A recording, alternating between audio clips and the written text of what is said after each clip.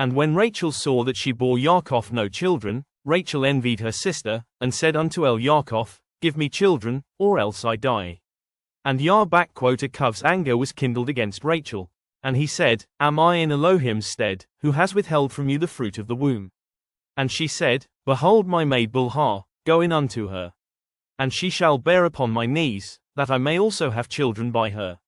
And she gave him Bilhah her handmaid to be his woman, and Yaqov went in unto her. And Bilhah conceived, and bore Yaqov a son. And Rachel said, Elohim has judged me, and has also heard my voice, and has given me a son. Therefore called she his name Dan. And Bilhah Rachel's maid conceived again, and bore Yaqov a second son. And Rachel said, With great wrestlings have I wrestled with my sister, and I have prevailed, and she called his name Naphtali. When Leah saw that she had ceased bearing, she took Zilpah her maid, and gave her Yaqov to be his woman. And Zilpah Leah's maid bore Yaqov a son. And Leah said, A troop comes, and she called his name Gad. And Zilpah Leah's maid bore Yaqov a second son. And Leah said, Happy am I, for the daughters will call me blessed, and she called his name Asher. And Reuben went in the days of wheat harvest, and found mandrakes in the field, and brought them unto his mother Leah. Then Rachel said to Leah, Give me, I pray you, of your son's mandrakes. And she said unto her, Is it a small matter that you have taken my man? And would you take away my son's mandrakes also? And Rachel said, Therefore he shall lie with you tonight for your son's mandrakes. And Yaqov came out of the field in the evening, and Leah went out to meet him, and said, You must come in unto me, for surely I have hired you with my son's mandrakes. And he lay with her that night. And Elohim hearkened unto Leah, and she conceived, and bore Yaqov the fifth son. And Leah said, Elohim has given me my hire, because I have given my maiden to my man, and she called his name Yissachar. And Leah conceived again, and bore Yaqov the sixth son. And Leah said, Elohim has endued me with a good dowry. Now will my man dwell with me, because I have borne him 6 sons, and she called his name Zebulun. And afterwards she bore a daughter, and called her name Dinah.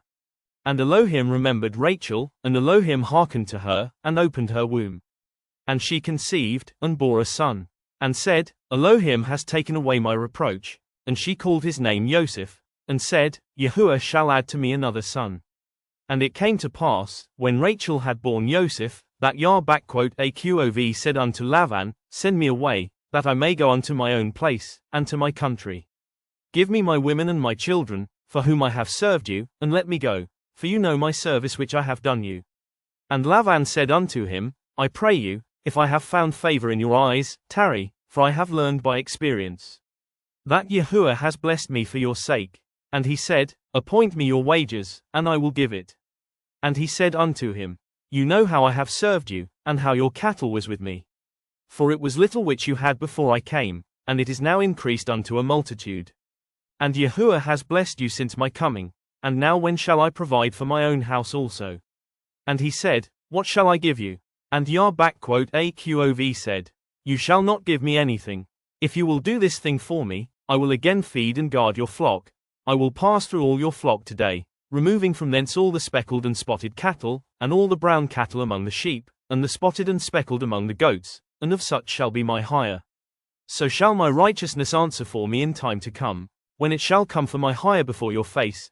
Every one that is not speckled and spotted among the goats, and brown among the sheep, that shall be counted stolen with me. And Lavan said, Behold, I would it might be according to your word. And he removed that day the he-goats that were ring-straked and spotted, and all the she-goats that were speckled and spotted, and every one that had some white in it, and all the brown among the sheep, and gave them into the hand of his sons. And he set 3 days' journey betwixt himself and Yaakov, and Yaakov fed the rest of Lavan's flocks. And Yaqov took him rods of green poplar, and of the hazel and chestnut tree, and peeled white strakes in them, and made the white appear which was in the rods. And he set the rods which he had peeled before the flocks in the gutters in the watering troughs, when the flocks came to drink, that they should conceive when they came to drink.